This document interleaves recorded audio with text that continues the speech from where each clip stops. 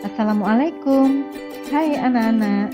Kali ini Budia akan menampilkan tugas pembuatan poster kimia karya dari siswa kelas 11 dengan tema aplikasi dari faktor-faktor yang mempengaruhi keseimbangan kimia dalam kehidupan sehari-hari.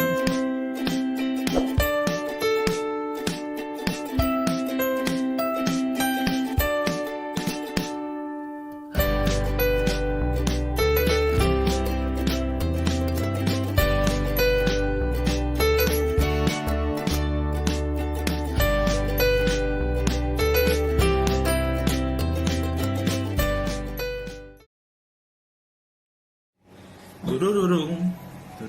Suhu berada di antara 35 sampai 37 derajat Celcius dan pH-nya berada di angka. Astagfirullah. Hai. Dalam video ini, aku akan menjelaskan mengenai poster yang telah aku buat. Materi pembelajaran kimia kali ini membahas mengenai kesetimbangan kimia, dan kami ditugaskan untuk membuat poster mengenai penerapan kesetimbangan kimia dalam kehidupan sehari-hari. Contoh yang saya ambil adalah pengaturan pH darah dalam tubuh manusia. Karena kebetulan mapel sebelah baru saja mempelajari mengenai sistem peredaran darah manusia.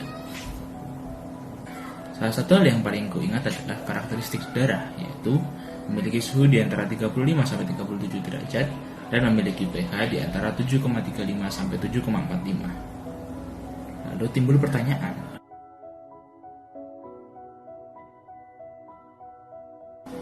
dalam darah, ada kesetimbangan antara asam karbonat dengan ion bikarbonat yang menjaga pH darah tetap stabil di angka 7,35 sampai 7,45. H2CO3 juga mengalami kesetimbangan spontan dengan karbon dioksida dan air yang ada di dalam plasma darah. Sehingga, dua kesetimbangan ini dapat ditulis dengan. Dalam bab ini, kami juga diajarkan mengenai prinsip-prinsip yang ada. Salah satunya yang ada dalam contoh ini adalah prinsip Le Chatelier. Le Chatelier. Le Chatelier. Le Chatelier. Le Chatelier. Le Chatelier. Le Chatelier. Di mana disebutkan bahwa sekarang kita terapkan prinsip tadi dalam contoh sebelumnya, yaitu pH darah.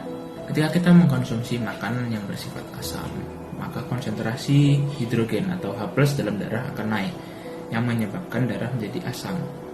Sesuai dengan konsep kesetimbangan tadi, apabila salah satu konsentrasi spesi naik, maka kesetimbangan akan bergerak menjauhi spesi tersebut untuk mengurangi kandungannya. Jadi ketika ion H+ naik, maka kesetimbangan akan bergeser ke kiri untuk mengurangi konsentrasi hidrogen, membentuk H2CO3.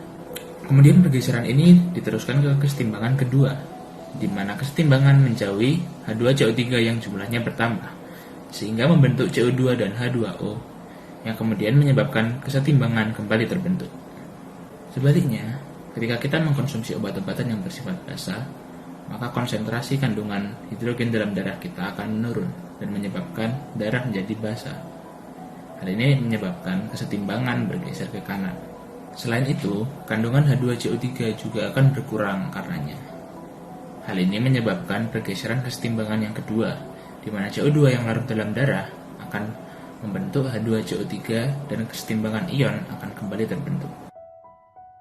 Sebelum menutup video ini, saya ingin memberikan terima kasih dan apresiasi kepada Bapak Ibu Guru yang telah berusaha untuk membuat pembelajaran daring yang efektif dan menyenangkan.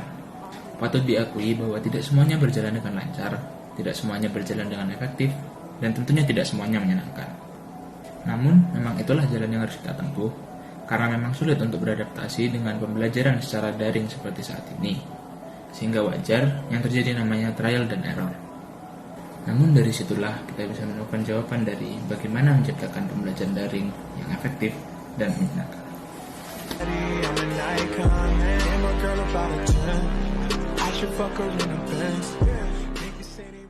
Assalamualaikum warahmatullahi wabarakatuh. Di sini saya Doni Pramana Putra dari kelas D3 nomor persen 14 akan menjelaskan tentang pengaplikasian faktor-faktor kesetimbangan kimia.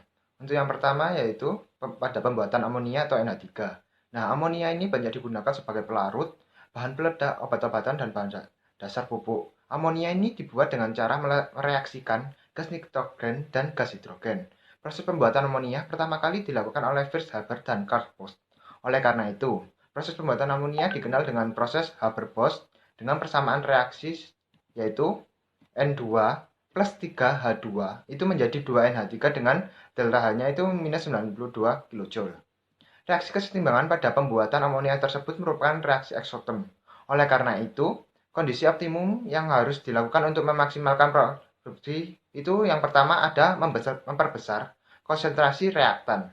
Nah, penambahan konsentrasi gas N2 dan H2 membuat kesetimbangan pergeseran ke kanan ke arah produk. Selanjutnya produk NH3 atau amonia ini itu terbentuk segera diembunkan agar terpisah untuk menghindari terjadinya reaksi balik sehingga produk tidak berubah menjadi reaktan. Nah, yang kedua yaitu memperbesar tekanan. Pada reaksi kesetimbangan amonia, koefisien reaktan lebih besar daripada koefisien produk. Oleh karena itu, untuk memperbanyak produk, tekanan harus dinaikkan hingga 100 MPa, yaitu 1 MPa-nya itu 1 juta Pascal. Nah, yang berikutnya itu menurunkan suhu. Nah, persamaan reaksi kesetimbangan pembentukan amonia merupakan reaksi eksoterm. Karena melepas kalor, penurunan suhu akan membuat kesetimbangan pergeseran ke arah eksoterm atau ke arah produk sehingga produk terbentuk. Namun, jika suhu dinaikkan terus-menerus, reaksi yang menuju ke kiri atau ke arah reaktan akan berlangsung lebih cepat. Suhu yang digunakan pada proses ini sebesar 500 derajat Celcius. Apabila suhu diturunkan, reaksi berjalan lambat. Sebaliknya, jika suhu dinaikkan, amonia atau NH3 ini yang terbentuk akan mudah terurai menjadi gas N2 dan H2. Nah, itulah paparan dari saya. Sekian, wassalamualaikum warahmatullahi wabarakatuh. Nah, untuk yang berikutnya yaitu pesan kesan saya saat mengikuti kegiatan pembelajaran daring pada pembelajaran kimia. Untuk pesan dan kesan saya untuk yang pertama kali mungkin untuk terlintas dalam pemikiran itu untuk kimia sulit dipahami saat kegiatan pembelajaran online. Namun dari Budia sendiri yaitu telah dikemas secara semenarik mungkin. Yang pertama itu dari penjelasan di Google Meet maupun Zoom dan juga untuk pengaplikasian penjelasan soal dan materi yang dibawakan pada kegiatan YouTube. Sehingga untuk kegiatan belajar daring ini dapat dilaksanakan secara menarik dan mudah dipahami bagi saya. Terima kasih. Assalamualaikum warahmatullahi wabarakatuh. Perkenalkan, nama saya Helmi Raffi Ariski dari kelas B3 nomor presensi 15. Di sini saya akan menjelaskan poster saya tentang kesetimbangan kimia dalam kehidupan sehari-hari. Di sini saya mengambil pada proses fotosintesis pada tumbuhan. Pertama-tama dapat dilihat poster saya. Pada proses reaksi yang terjadi, karbon dioksida bereaksi dengan air, dengan katalis klorofil dan sinar matahari, dan menghasilkan glukosa dan juga oksigen. Reaksi kesetimbangan ke kanan merupakan reaksi fotosintesis. Saat kesetimbangan bergeser ke kanan, jumlah oksigen akan meningkat. Oksigen ini akan digunakan oleh manusia dan hewan untuk proses respirasi. Saat kesetimbangan bergeser ke kiri, proses respirasi akan berlangsung cepat, menghasilkan gas CO2. Dan gas CO2 ini selanjutnya digunakan kembali oleh tumbuhan untuk proses fotosintesis. Proses ini berlangsung terus-menerus membentuk siklus sehingga di alam terjadi kesetimbangan antara gas O2 dan juga gas CO2. Untuk prosesnya mungkin dapat dilihat pada poster saya. Klorofil atau zat hijau pada daun adalah pigmen warna yang terjadi di dalam kloroplas daun, yang berfungsi sebagai katalisator dalam terbentuknya fotosintesis. Tanpa adanya klorofil, fotosintesis akan berlangsung dengan sangat lambat, bahkan tidak dapat terjadi, karena tumbuhan kehabisan energi. Klorofil juga dapat disebut faktor internal yang mempengaruhi fotosintesis. Dengan tersedianya klorofil atau zat hijau daun, maka reaksi fotosintesis akan berlangsung secara cepat yang menyebabkan reaksi bergeser ke arah produk, menghasilkan oksigen dan juga glukosa. Oksigen dibutuhkan oleh semua makhluk hidup untuk bernafas. Oleh karena itu, teman-teman, agar ketersediaan oksigen banyak, yuk kita perbanyak tanaman di sekitar rumah kita. Kita sukseskan program 1000 pohon. Kita awali dari rumah kita sendiri. Demikian ulasan saya tentang aplikasi reaksi kesetimbangan kimia dalam kehidupan sehari-hari. Selanjutnya saya akan menjelaskan dan juga menjabarkan pesan dan kesan saya pembelajaran daring kimia selama ini.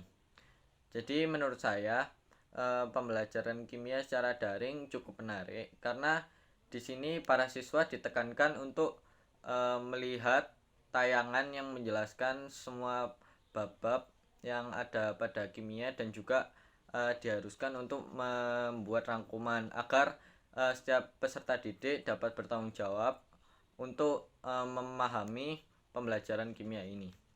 Terima kasih. Wassalamualaikum warahmatullahi wabarakatuh.